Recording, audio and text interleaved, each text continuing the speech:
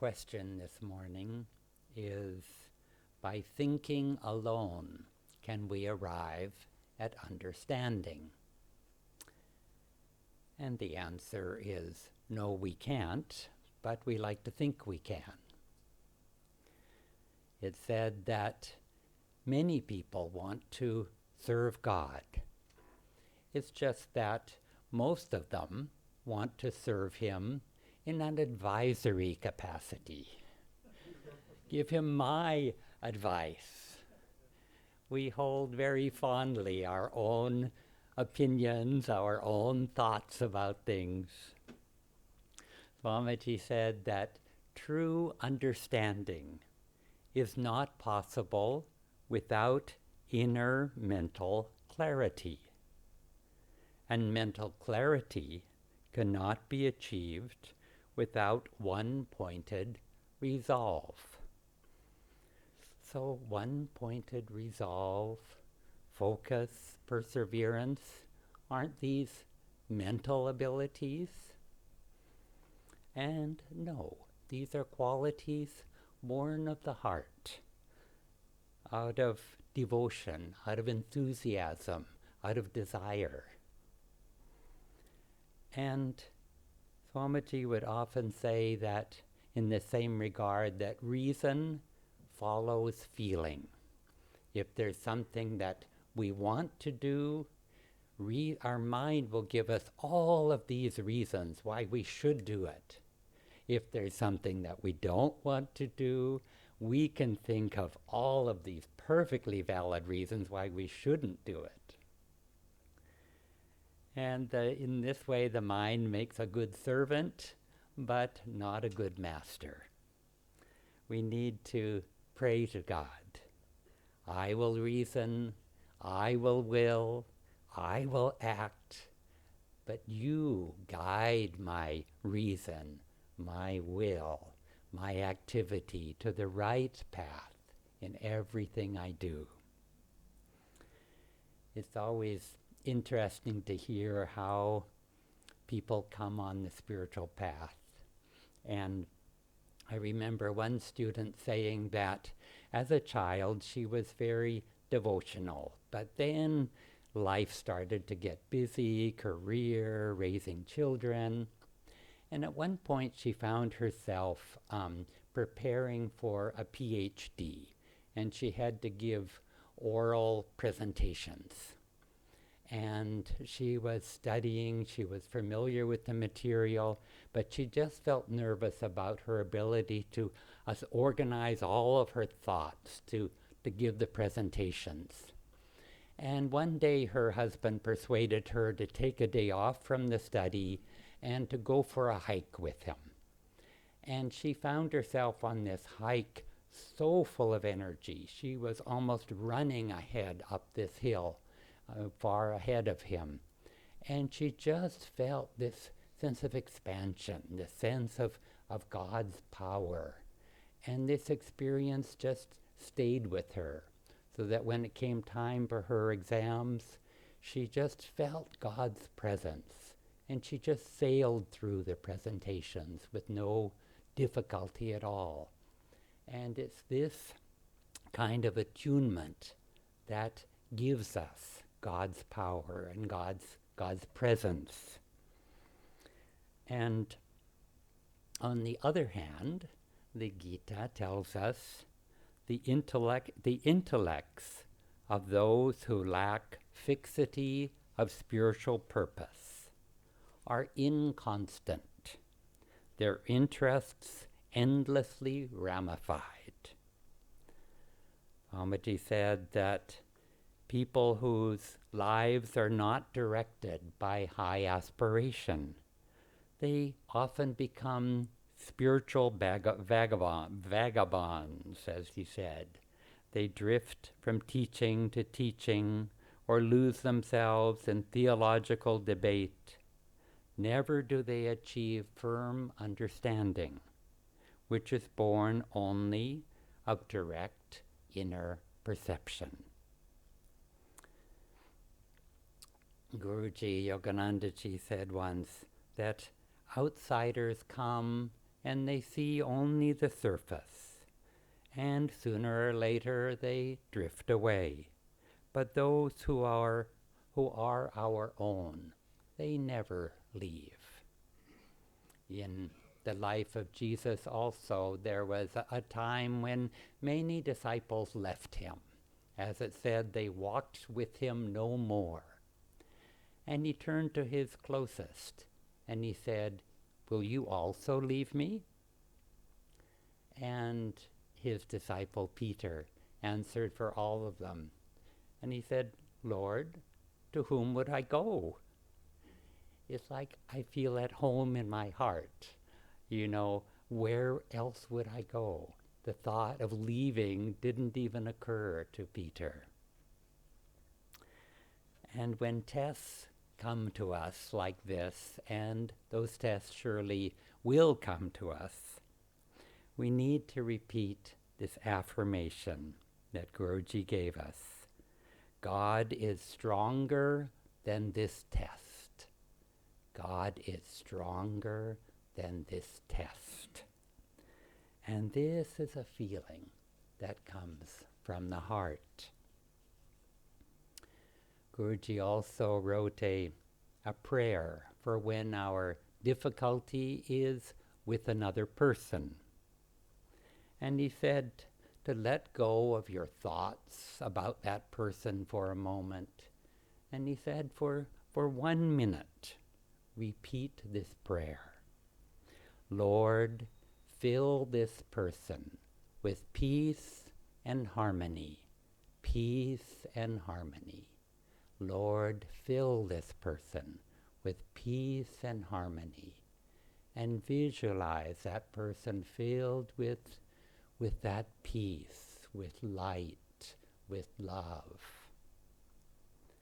And then he said, after that, after 1 minute of repeating that, repeat for 15 seconds, Lord, fill me with peace and harmony. Peace and harmony. He said, do this 5 times a day, and you'll see results. And we've passed this suggestion on to a number of people and have seen some amazing results. One woman was started to see that other person in a whole new way. And that other person came to her and wanted to make peace. Someone else, a work supervisor, was harassing her for years. And she did this prayer, and suddenly that person just left his job and wasn't there anymore. And this power of God is always there. It's always hidden just behind our thoughts. And our thinking process is limited, but God's power is unlimited. It's just that we don't see it as long as we're absorbed in our own thoughts. The conscious mind sees the difficulties.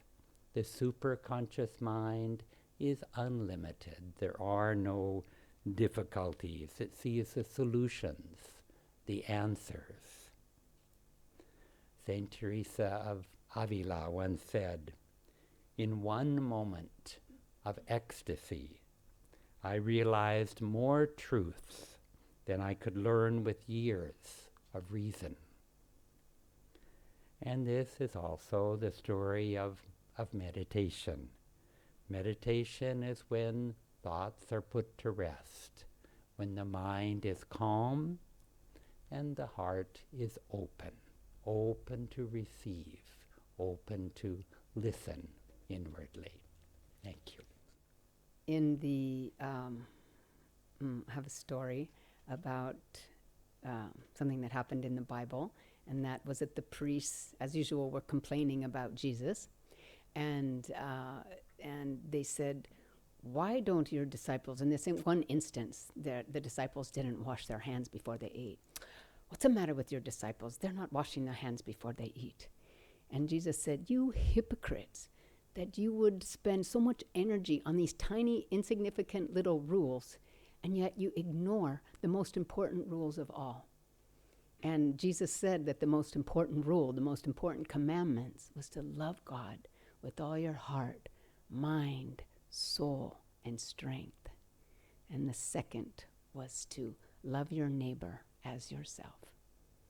And of course, the priests were ignoring all of those, but they were picking on these little aspects of his disciples. And he answered them and said, it's not what goes into a man's mouth that makes him clean or unclean. It's what comes out of his mouth. And, you know, the great masters come and they have, messages from God, communion with God, and they try to tell us about that, what they have received. And these are revelations, and they write them down in scriptures. And we learn from those scriptures, and we study the scriptures.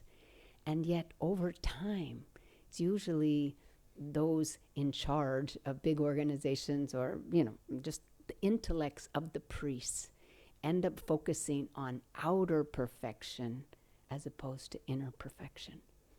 And so all the great ones come and they want what we want is inner perfection. The outside doesn't matter as much as what's happening on the inside, what's happening with our hearts. And so when we think of the yamas and the niyamas, I mean, what we talk about in Raja Yoga, it's the inner attitudes of the heart, of our consciousness, of our awareness that will guide the behavior, the outer behavior that we have. Early on in the Gita, Krishna says, even a little practice of this inward religion of meditation will free you from dire fears and colossal sufferings. And so, I mean, we should look at that. If we believe what Krishna is saying, it's like, this is colossal sufferings. What is that for most of us?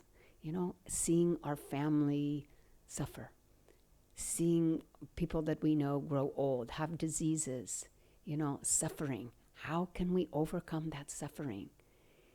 Or fear of death, fear of our own death, fear of death of people around us. I mean, overcome colossal sufferings and fear. This is what meditation, Kriya Yoga, Krishna is saying, this yoga will do this for you. So not only is he saying there's a way out of your fear and sufferings, he's also giving us hope, saying, you should persevere in this. You should be determined to do this, because whatever you do to change your consciousness, you will take with you when you go. The sum of your consciousness that you have attained in this lifetime, you will carry with you. So no effort is ever wasted.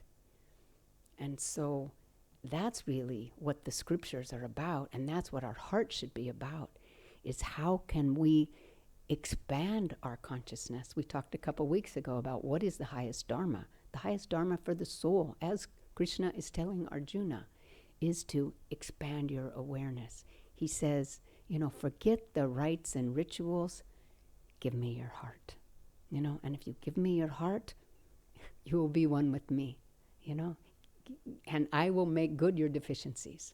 So no matter where you're lacking, I will help you there, and I will expand your consciousness. When you think of an oxygen tank, it has all this compressed air, just a lot, I don't know how much, but a lot of compressed air into an oxygen tank. What happens if you break that tank or open that tank? That oxygen just comes out. There's no limit. It just keeps going and going. And as long as we break the barrier, that air can expand out into infinity if it was an infinite-sized tank. But that's with us. We have been encased in a causal, in an astral, and a physical body.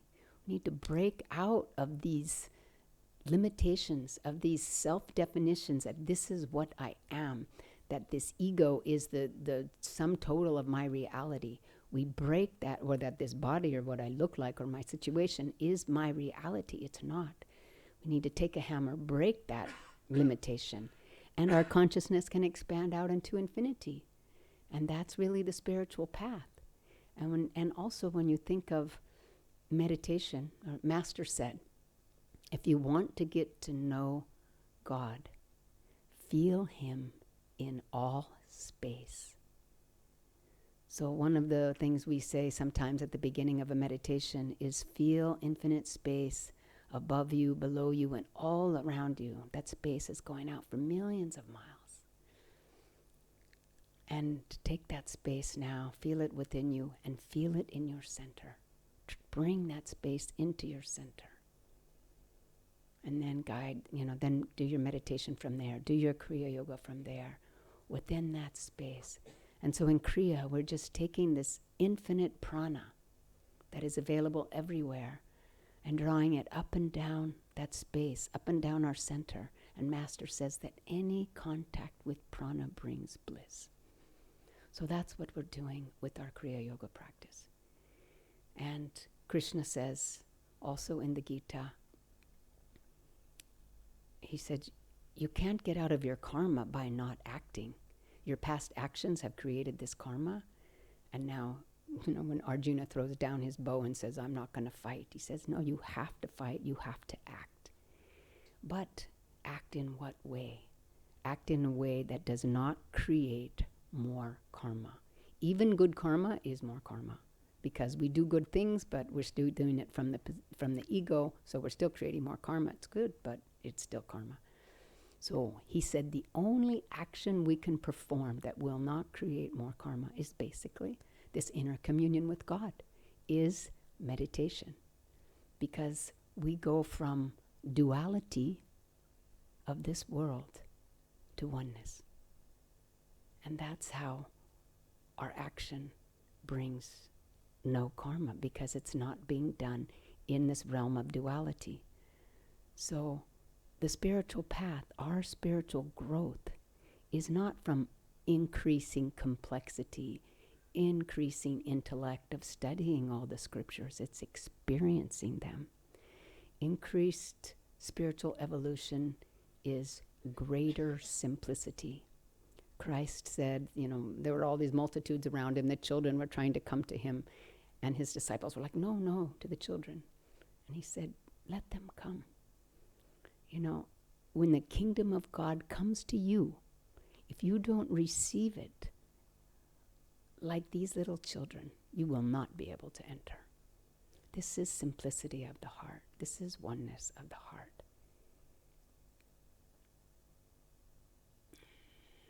Let me just think where I was going next here.